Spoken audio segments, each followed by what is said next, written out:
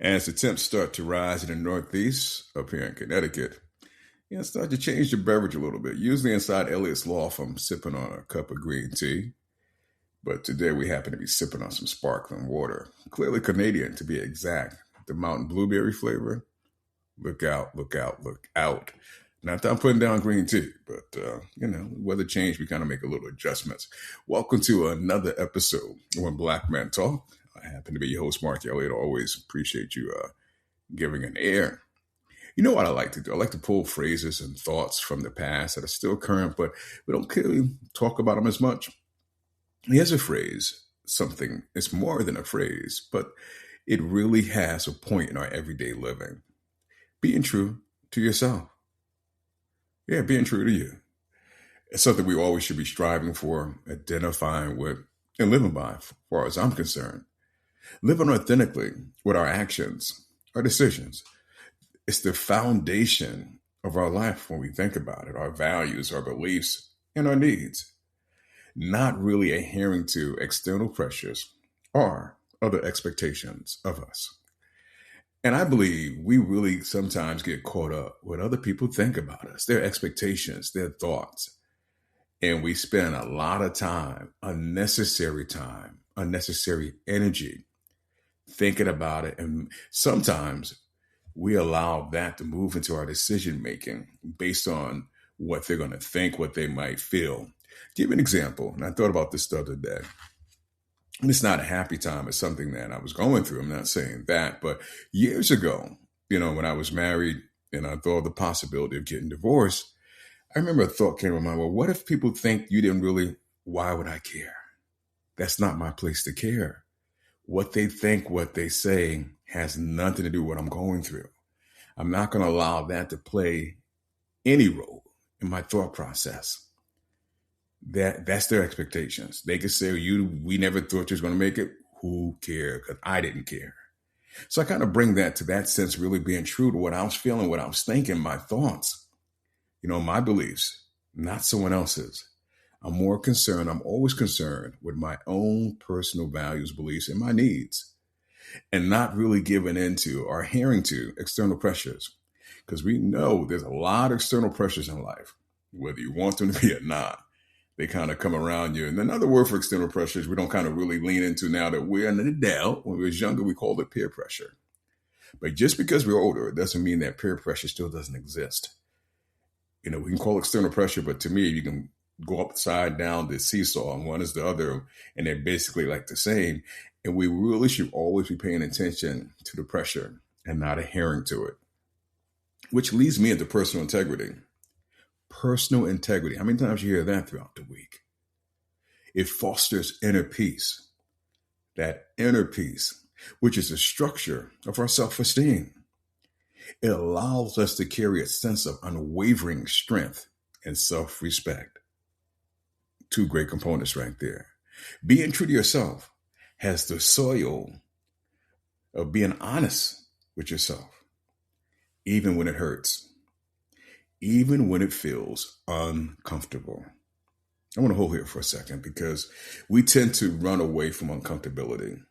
We tend to run away from it. It's going to hurt. Some of us can't even go to doctors and get a shot.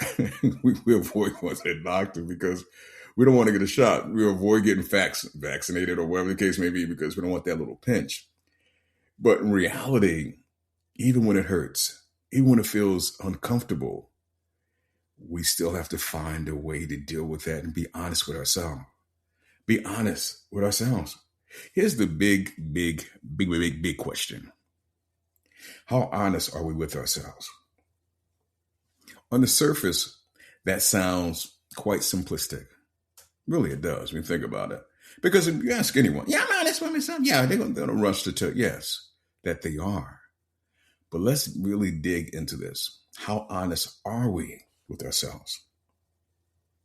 When you really start to think about it, it's not that simplistic, is it? It really isn't.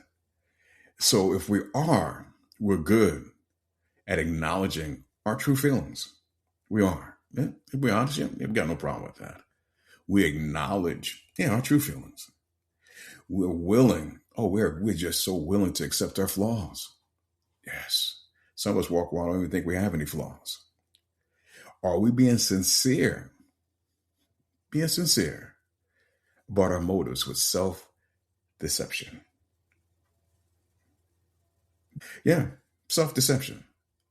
Tricking ourselves, right? To believe something other than what we should be believing, the reality. And to me, self-deception is a huge phenomenon. I say that because we have grown accustomed to convincing ourselves of the untruth. Convincing ourselves of the untruth. Realistically. Yeah, because the untruth feels better.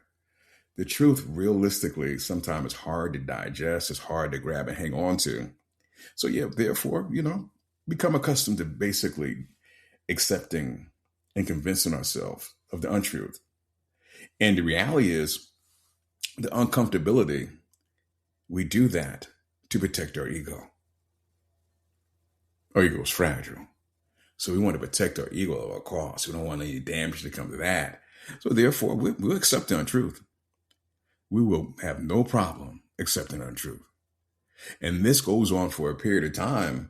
It starts to become our unconscious, our subconscious. It happens naturally. It's like a pattern. It's built. It's like a machine in our minds to just roll on the conveyor belt that way. But in doing so, we are denying or we're rationalizing contradictory evidence to maintain a false belief. Wow. Yes. Which becomes a function of our defense mechanism. Yes. A defense mechanism. A mental mechanism to protect internal conflict, which leads us into denial, projection, rationalization. In order to manage difficult emotions, we signed up and we will employ justifications. And justifications will basically allow you to feel better about the truth. Again, working with the untruth. You ever talk to someone and they done something that was incorrect? They'll spend more time justifying it. Well, because they won't accept the truth.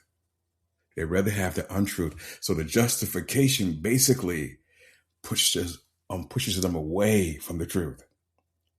It pushes more and more away. They'll spend more time trying to explain the behavior. Yeah. They'll spend more time trying to explain the thoughts or the feelings because they're trying to protect their mental discomfort. And here's the rub. Justification removes vulnerability. It removes accountability. It just does. In terms of our relationships, it has a long-term impact when you're not being true to yourself and you're spending more time trying to justify. What it really starts to do, have one make poor decisions. Then in turn, you put unnecessary strain on the relationship. And the reality, the hardcore reality, unbeknown to what's going on, you're sabotaging the relationship. Goes on every day. Justification. Yeah.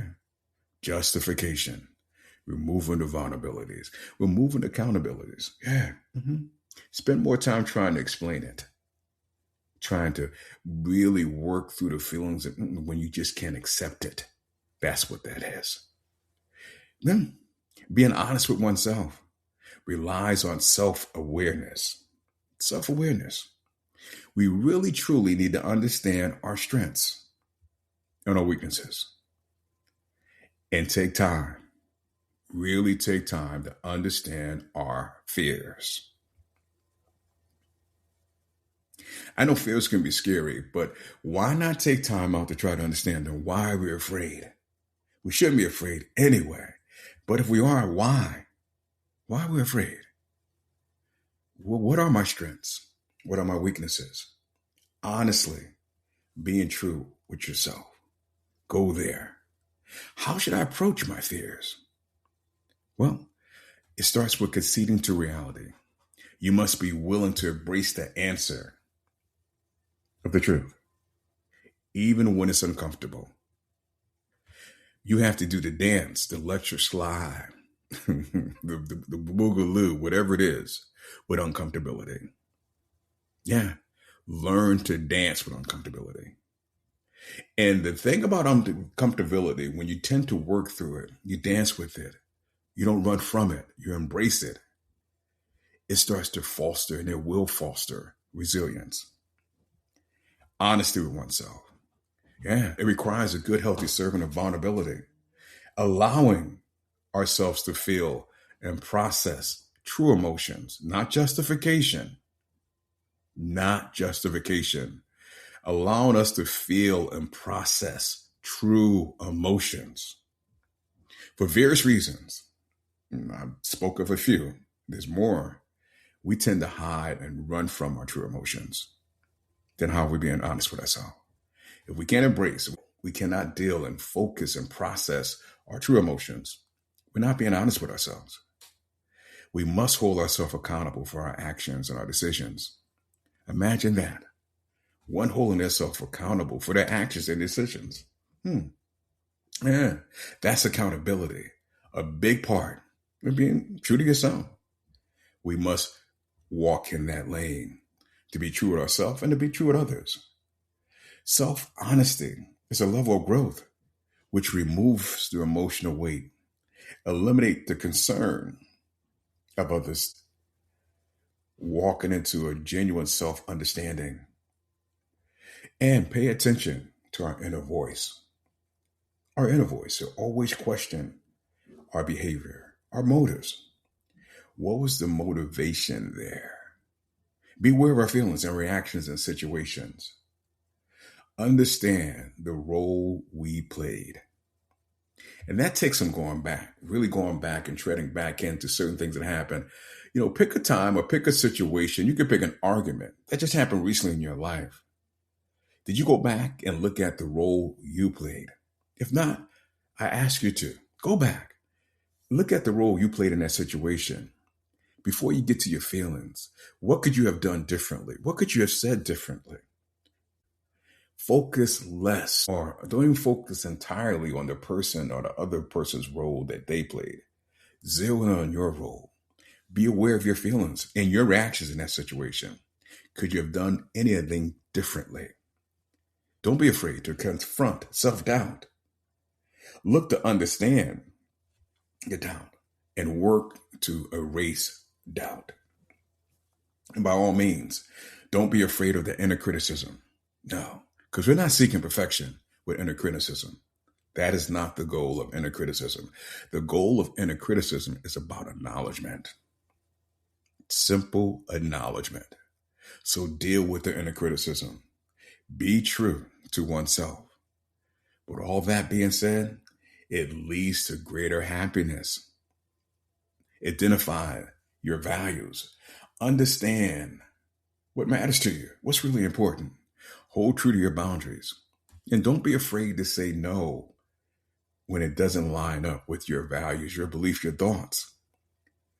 Maintain who you are, your authentic self. And again, do not be afraid to embrace your flaws. We all have them.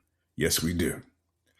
Well, I'm going to continue sipping on this Mount Blackberry, clearly Canadian. I want to thank you for giving me an air. We get together again real soon.